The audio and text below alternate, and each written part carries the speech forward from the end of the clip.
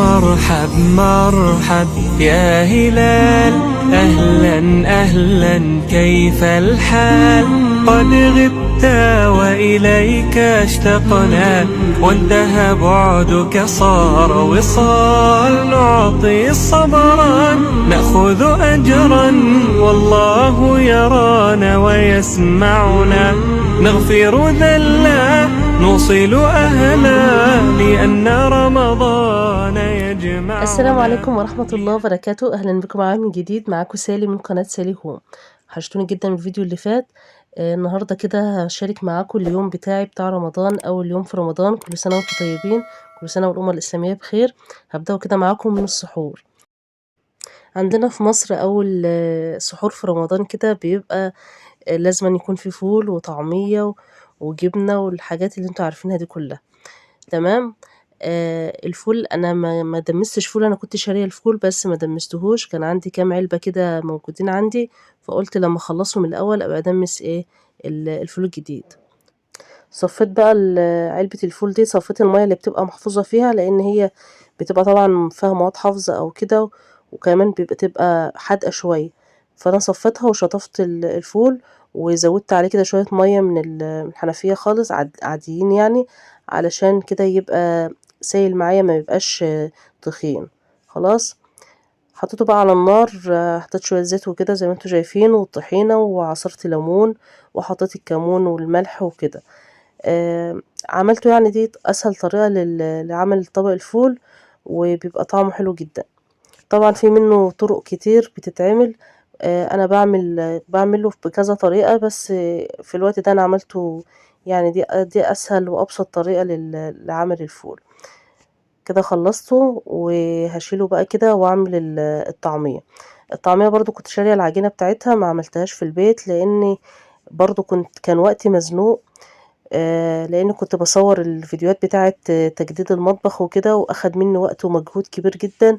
فالصراحة ما قدرتش إن أنا أعمل الحاجات دي. يعني أنا جايبة الفول ومجهزاه، بس ربنا ما وفقنيش يعني إن أنا أعمله قبل رمضان. فما فيش مشكلة خالص. اشتريت عجينة بقى، ما حبيتش أجيب طعمية من اللي هي مقلية برّه. فجبت عجينة أحسن كده عشان تبقى يدوب على وقت السحور، تكون سخنة، وكمان عشان خاطر أضمن إن الزيت بتاعها يكون نضيف. خلاص.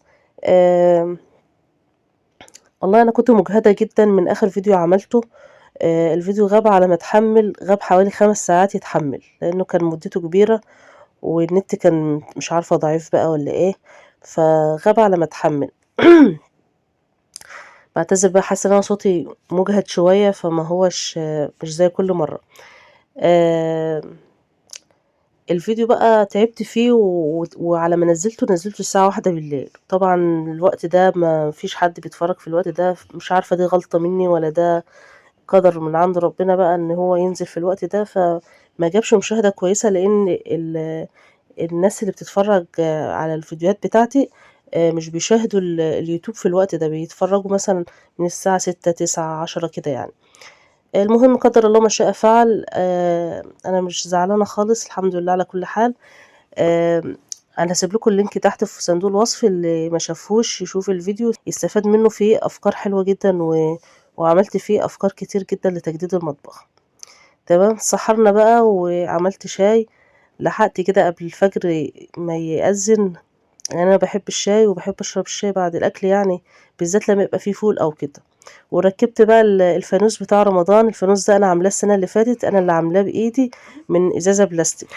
الفانوس ده بقى كنت عاملاه بطريقه سهله جدا وبسيط، وما كلفنيش اي حاجه خالص. لو عايزين تشوفوه هسيب لكم اللينك بتاعه في صندوق الوصف. تمام. بعد صحيت بقى من النوم، صليت الفجر ونمت، وصحينا بقى من النوم كده. اتوضيت وصليت الظهر، وبدأت أقول أذكار بعد الصلاة. باحب كده أسبّح على إيدي أكتر من خاتم التسبيح. لإن هو مش باعرف أحافظ إن أنا أفضل لابساه على طول يعني، عشان بادخل المطبخ باعمل حاجة كده، فمش بانساه في أي مكان يعني. فباحب دايمًا كده أسبّح على إيدي بعد الصلاة. كمان أذكار الصباح والمساء، لو أنتِ بتنسي أو مش عارفة تواظبي عليهم، خلّيكِ دايمًا كده قولي أذكار الصباح بعد صلاة الفجر، وأذكار المساء بعد صلاة العصر، يعني وأنتِ قاعدة على المصلية كده قوليهم وإن شاء الله مش هتنسيهم أبدًا. قرأت بقى الوِرد بتاع القرآن، أنا كنت واصلة لحد سورة الروم من قبل رمضان، كان نِفْسي أختمه قبل رمضان بس ما قدرتش. آآ هاكمّل القراءة منّه لحد ما أخلّصه، وبعد كده أبدأ تاني من أول وجديد، ما حبيتش إن أنا أقطع الختمة ديّة وأبدأ من الأول تاني، حبيت إن أنا أكمّلها وبعدين أبدأ من جديد. باحب جدًا المصحف وشكله، بارتاح جدًا لمّا حتى أبُص له، ما باحبش أبدًا الجرابات اللي بيعملوها اليومين دُولة للمصاحف والتزيين والكلام ده كلّه ما باحبوش أبدًا، باحب كده المصحف بشكله، أنا أساسًا بارتاح بس كده لمّا بابُص لمنظر الغلاف بتاعه، بيفكّرني بطفولتي لمّا كنت باروح وأنا صغيرة أحفظ القرآن، فاللهم اجعل القرآن العظيم ربيع قلوبنا ونور صدورنا وجلاء أحزاننا وهمومنا ومغفرة لذنوبنا، اللهم آمين يا رب العالمين. ربنا يغفر لنا ويرحمنا ويعفو عنا يا رب العالمين واجعله رمضان مبارك علينا جميعًا. خلّصت بقى قراءة وردي الأذكار بتاعتي وطلعت كده البلكونة ألِم الغسيل، الغسيل كان عبارة عن الفرش بتاع الرُكنة بتاعتي، الcover بتاع الخداديات والفرش اللي أنا عاملاه للحفاظ على الرُكنة يعني، تمام. آآ دخلت كده ركّبتهم وضبّطت كده الأوضة، وعايزة أفكّركم بقى اللي لسه بيشوفني لحد دلوقتي يعمل لايك للفيديو واشتراك في القناة وتفعيل زر الجرس عشان يوصلكوا الفيديوهات الجديدة، وقولوا لي كده بقى رأيكم في الكومنتات، إيه رأيكم في الفيديوهات بتاعة الروتين، حابين إن أنا أكتر منها والّا إيه نوعية الفيديوهات بالضبط اللي أنتم بتحبوها منّي، تمام. لإن أنا حاسة إن أنا يعني مش عارفة بالضبط إيه المحتوى اللي أنتم حابين إن أنا أقدّمه، أو إن أنا أستمر فيه، أو إن أنا أقدّمه مثلًا بكثرة. خلاص الفيديوهات بتاعة إعادة تدوير، هي أكتر حاجة بتجيب مشاهدة على القناة، تمام. آآ بس أنا دلوقتي عاملة القناة اسمها سالي هوم، يعني بيت سالي، الحاجات اللي هي تبع البيت والأمور بتاعة الحياة بتاعة الواحدة الست والبيت وكده والكلام ده كلّه. آمم فطبعًا طبيعي إن أنا هاقدّم كل حاجة تخُص البيت، يعني روتينات، آمم مثلًا ترتيبات، تنظيمات للمطبخ، تجديد، كل حاجة تفيد الست البيت وكده. فمش عارفة بقى الفيديوهات اللي هي يعني إعادة تدوير بس هي اللي بتتشاف، فمش عارفة أعمل إيه، أكمّل في محتوى القناة زي ما أنا متنوّعة، والّا بس هاعمل إعادة تدوير وأفكار؟ بس أنا لو عملت إعادة تدوير بس يبقى أنا كده باظلم نفسي، لإن أنا إعادة التدوير بس بتاخد وقت ومجهود، وأنا طبعًا عندي أطفال صغيّرين، فده هيبقى ضغط عليَّ كبير جدًا، جدًا، جدًا. أتمنى بقى تدعموني وتقولوا لي كده بقى أعمل إيه بالضبط، أنا سِبت لكم أنتم اللي هتقولوا لي عليه هاعمله إن شاء الله. تمام كده، جِبت بقى الحاجات بتاعة رمضان ديّة كنت جايباها من حوالي أسبوعين كده بس ما نزّلتهاش على القناة يعني.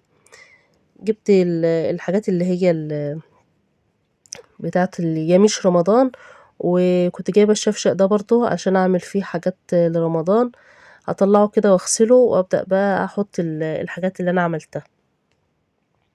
التمر ده بقى بنتي هي البنات الصغيّرين هُم اللي قعدوا يفصّصوه، وقُلت لهم بقى ساعدونا عايزين نساعدِك يا ماما، قُلت لهم خلاص اعملوا لي التمر على أمّا إيه، أعمل بقية الحاجة. قطّعت كده المشمشية باحب أقطّعها 2، والقراصية برضه باقطّعها، كل حاجة باقطّعها عشان الحاجة تكفّي شوية، لإن الحاجات دي غالية ومش هينفع نحُط الحاجة الواحدة سليمة. خلاص هاقطّع معاها موز، ولو في فراولة وتفاح باقطّع برضه بيبقى حلو.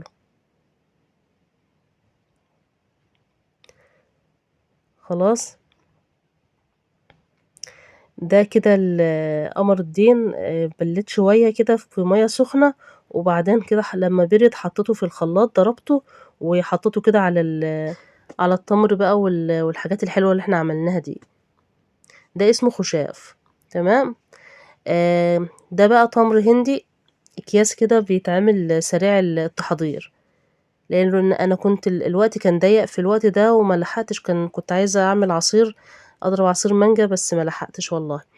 فهما بقى بيحبوا التمر هندي ده، فانا عملت لهم كده منه.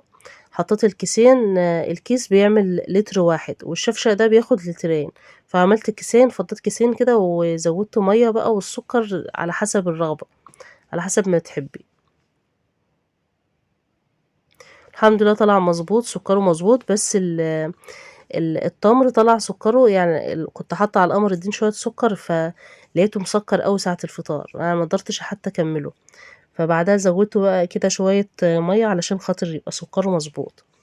هنا بقى غليت الميه كده، هسلق اللحمه، بسيب الميه تغلي، وبعدين بحط فيها بصلايه وطماطمايه متقطعه كده 4، وبسقط فيها اللحمه واحط فيها شويه فلفل، عليها فلفل اسود، ولما تقرب من السوا كده بحط لها الملح. المهم بقى جبت النهارده هنطبخ ايه، هنعمل مع بعض كبسه. هما اولادي اللي طلبوها مني، قالوا لي يا ماما اعملي لنا كبسه، فايه قلت لهم تمام وعملتها لهم. آه طبعا انا عامله اكله بسيطه جدا، مش عامله بقى كذا نوع ولا كده، هو نوع واحد. والله حتى احنا ساعه الاكل ما بنقدرش نكمل الاكل اصلا. حطيت كده بصله مبشوره، وحطيت في الاول شويه زيت ومعلقه زبده، وحطيت بصله مبشوره، وحطيت بعد ما البصله اتدبلت كده، حطيت طماطمايه مبشوره برضو. تمام. وحطيت بقى البهارات اللي عندي كلها، حطيت بهارات الكبسه والورق ورق اللورة والقرفة وجنزبيل، فلفل اسود، فلفل حب، آم، كركم، كل البهارات اللي عندي، وشطة وبابريكا. تمام. زودت كده شوية كركم، ونزلت بالرز زي ما انتوا شايفين، وهبدأ اقلب كده الرز بالبهارات. في ناس بيعملوها بطريقة تانية، بيحطوا الشوربة الاول وبيسيبوها تغلي وبعدين ينزلوا بالرز، بس انا ما بحبش الطريقة ديت، انا على طول شغالة بكده، بحب الف الرز مع التوابل والبهارات وكده. تمام. هشيل اللحمة بقى، اللحمة تعتبر استوت نص سوا، هنشيلها كده من الشوربة واحطها مع الرز.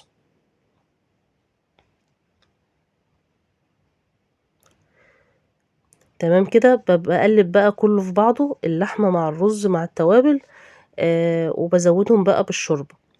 انا طبعا النهارده صورت اول يوم رمضان بناء على طلب متابعة حبيبتي، اسمها رقية من العراق.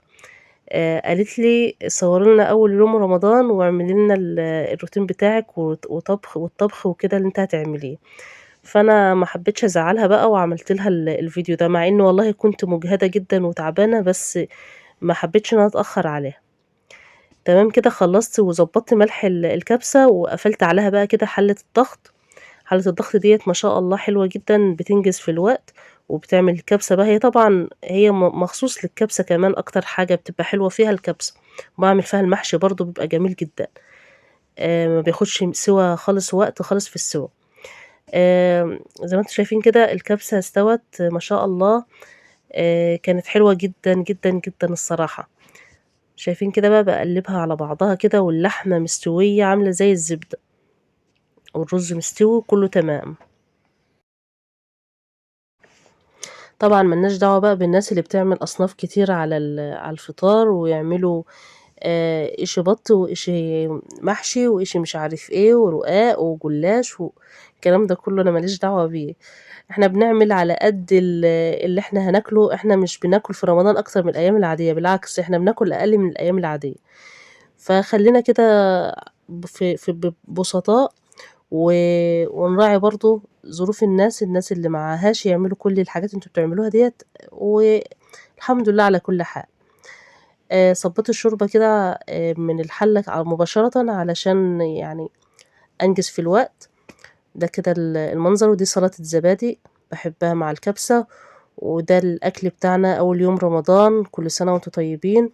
والخشاف بتاعنا بقى هفضيه كده في الكوبايات، بيبقى احسن لما بيتفضى في الكوبايات، علشان العيال الصغيرة برضو لما يجوا ياكلوا كده ما يبقوا عارفين يعني يتحكموا اكتر في الكوباية، ولو حطيتيه في طبق بيقعد يتكب منهم وما بيبقاش حلو. خلاص. كانت متابعة ليّا بتسألني بتقول لي أولادِك أعمارهم كام سنة؟ أعتقد رقيّة اللي هي اللي قالت لي أعمل الروتين، هي اللي قالت لي سألتني السؤال ده، وأنا قُلت لها وعدتها إن أنا هاجاوبها في الفيديو بتاع النهارده إن شاء الله يعني. أنا يا ستي عندي 4 أطفال، أكبرهم 14 سنة وأصغرهم 5 سنوات. عندي 3 بنات وولد، ربنا يبارك فيهم يا رب ويحفظهم ويطعم كل مشتاق ويدّي لكل اللي نِفْسه في أولاد، ربنا يعطي كل محروم يا رب. هنا بقى بعد الفطار كنت مصدّعة شوية كده لإن أول يوم صيام وكده وأنا متعوّدة إن أنا باشرب نسكافيه كل يوم، فعملت لي كوباية نسكافيه كده وبدأت أغسل المواعين. أهم حاجة في رمضان غسيل المواعين. لو ما غسلتيش المواعين تاني يوم هتلاقي الدنيا مكركبة وهتبقي متلخفنة بقى والمطبخ هيتكركب وهتبقى الدنيا مش مضبوطة خالص، فأنتِ كده حاولي حتى لو أنتِ تعبانة اضغطي على نفسِك شوية واغسلي المواعين ما تسيبيهمش لحد تاني يوم.